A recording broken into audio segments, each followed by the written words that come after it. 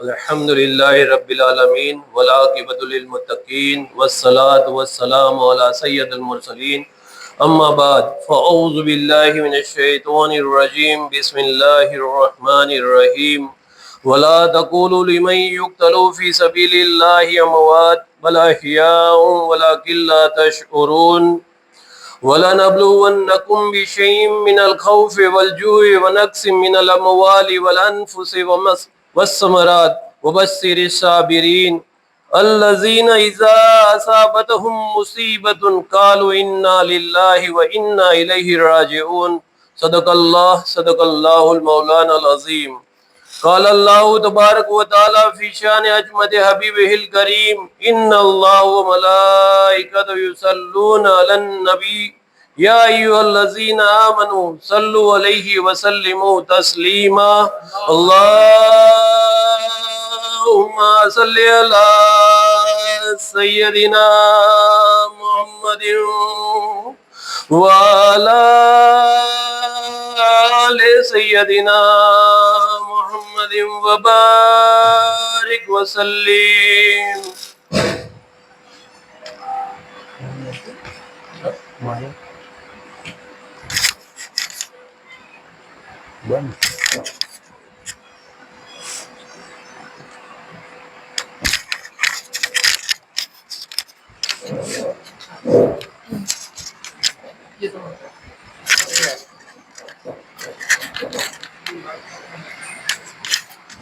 बिस्मिल्लाहिर्रहमानिर्रहीम।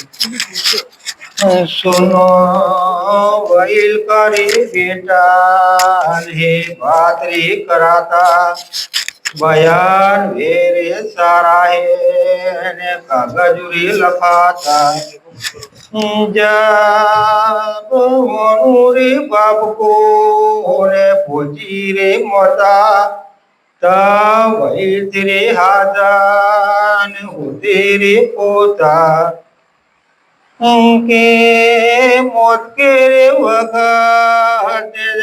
बजी रे गई अने मौत रे काला ने दिखाया रे सही।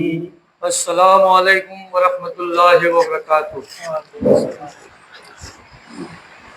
पीर मशायख बाबा ने एक किस्सो लख्यो है अहले बैत की मोहब्बत विषे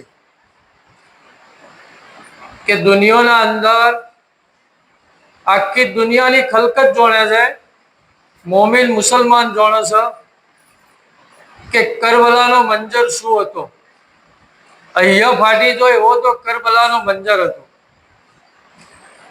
तो बाबा ने एक किस्सा ने मेल मेली से अंदर समझवा माटे के दुनिया अंदर अल्लाह ताला दुनिया अंदर पैदा कर्या छे तो मौत भी आवशे। दुनिया अंदर हारा कोम कर्यो होय नेकी नो कोम कर्यो होय तो मौत नो समय बहुत हारो रहेशे।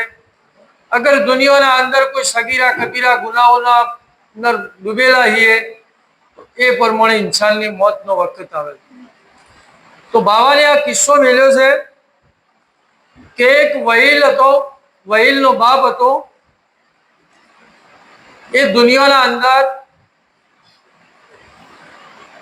यानी मौत आवे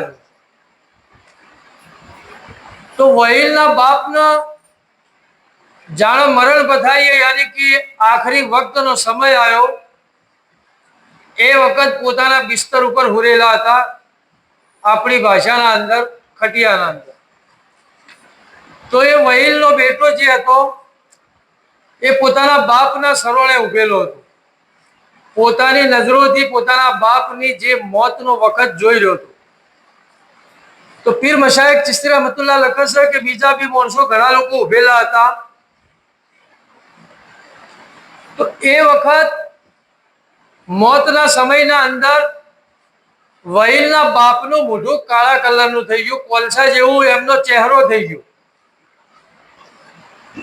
तो आ जे बापनो बेटो हतो एने पोतानी नजरोना होमे जोयुं के सौथी पहेला तो जबान बंधाई जाय ए अल्लाहना बंदानी जबान बंधाई जाय ગમે જેટલી તકલીફ પડતી હોય, ચીસો ચરાડા પાડતો હોય, પણ જબાનથી વાચા ના ઉપડે એવી હાલત થઈ જાય અને આખરના અંદર ચહેરો કાળો થઈ ગયો.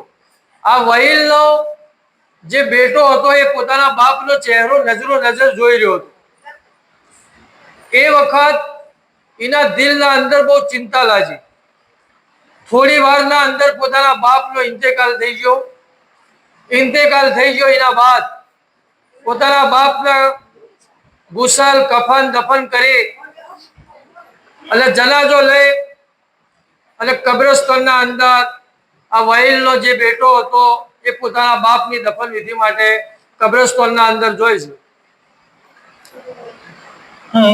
તે રાજપુરે સુને માને બાપરે દેખાયા, સો રોશન રે ઉજલે ને કપડું સુરે આયા.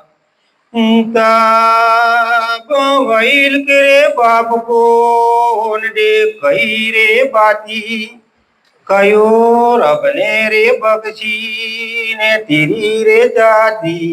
જાણે એના બાપ જે હતા, આ વહીલનો બાપ જે હતા, એની દફન વિધિ કરી કબ્રના અંદર. દફન કર્યા બાદ એનો પોતાનો બેટો પોતાના ઘેર આવ્યો.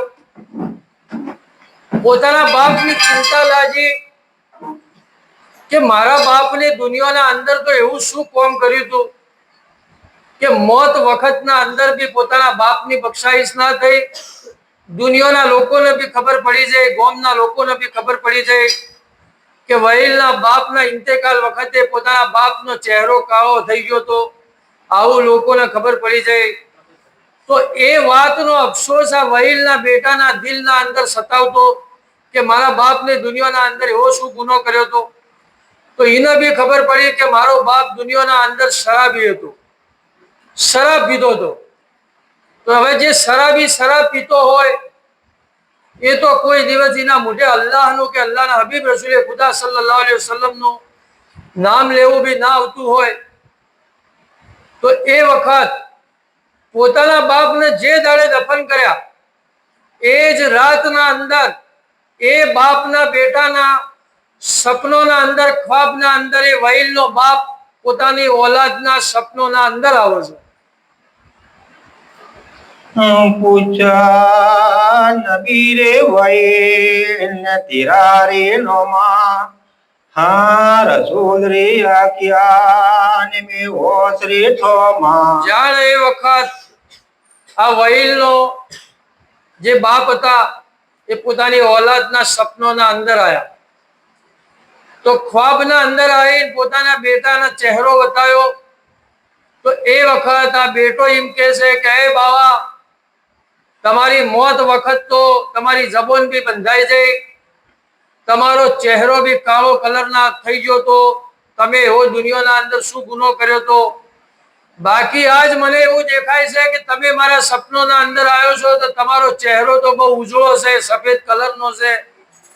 દુનિયાના અંદર તો તમારો ચહેરો કાળો હતો, બાકી સપનોના અંદર બહુ ઉજળો ચહેરો દેખાય છે. હકીકત શું છે?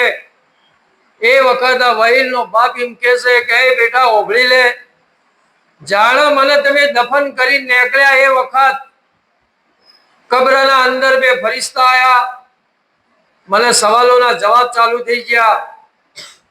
જાણે રબની વાત આવી તો હું રબ તરીકે બી ના ઓળખી ગયો.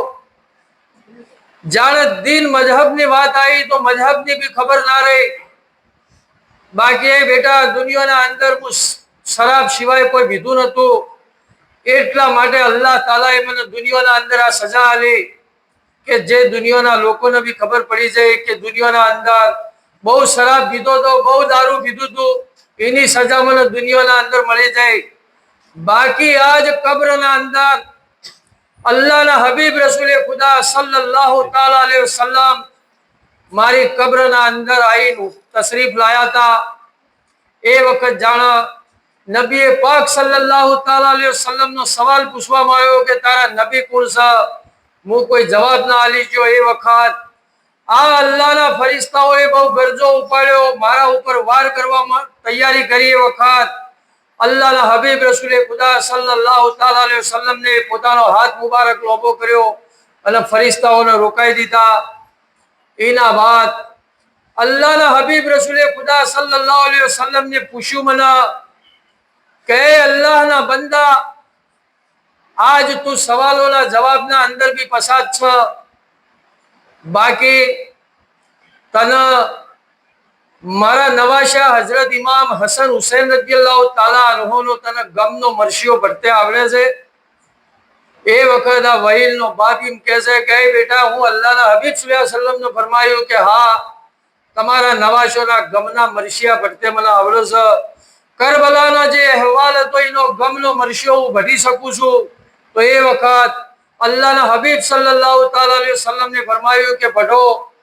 એ વખત આ વહીલનો બાપ એમ કહે છે કે બેટા, હું કબ્રના અંદર, મારી કબ્રના અંદર નબીના નવાશોના ગમના દુઃખના મરશિયા ભઢ્યા.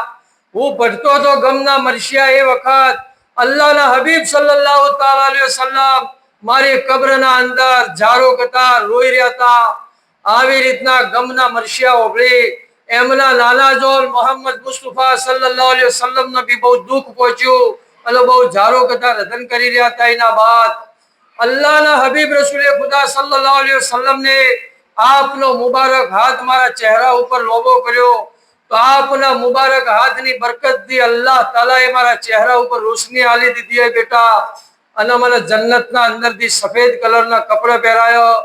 આ આવી રીતના મારી કબ્રના અંદર આવો આલમ થઈ ગયો કે નબીના નવાશોના ગમના મરશિયા ભઢ્યા, દુઃખના મરશિયા ભઢ્યા. તો અલ્લાહના હબીબ સલ્લલ્લાહુ તાલા અલૈહિ વસલ્લમ બહુ જાર જાર રોયા છે.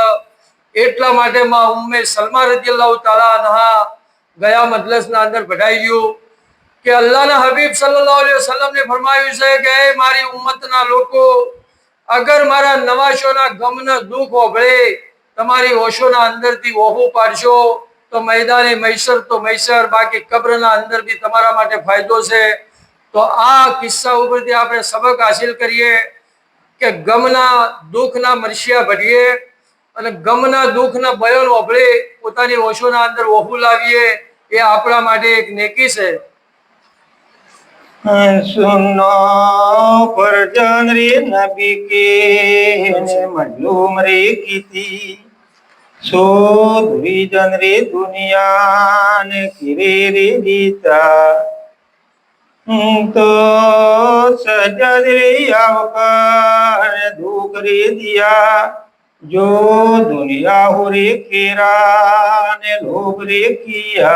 હવે જે દુઃખની વાત આવે એ પ્રમાણે નબીના નવાશા કરબલાના મેદાનના અંદર મજલૂમ, આપના બચ્ચા યતીમ થઈ ગયા એવી હાલત થઈ જઈ. બહુ કઠણ દુઃખ પડ્યું, ઘણી તકલીફો પડી. પીર મશાયખ બાવા લખે છે કે અહેલે બેતનો જે રોવાનો અવાજ હતો, જેટલી મોટી મુશ્કેલીઓ પડી હતી કે કરબલાના મેદાનના અંદર ઉડવાવાળા પંખીડે બી જારો કરતા, રધન કરતા. એવો આલમ થઈ જતો કે આસમાન બી લરજાઈ જતું, એવો આલમ થઈ જતો. અને જે દાડે નબીના નવાશોના ગરદન મુબારક ઉપર જાણે દુશ્મન તલવાર ચલાવી અને એ અરસાના અંદર આસમાનના અંદરથી અજવાળું બી ઓછું થઈ ગયું. આવી તો કરબલાના મેદાનની આવી તો હાલત હતી. તો પીર મશાયખ બાવા લખે છે કે નબીના નવાશા મજલૂમ કેવરોના, અને આપને આપની ઔલાદને, આપને પોતાની તમામ ઔલાદને કરબલાના મેદાનના અંદર કુરબાન કરી દીધી અલ્લાહની રાહના અંદર. બાકી યજીદના હાથના અંદર હાથ ના આલ્યો. આપને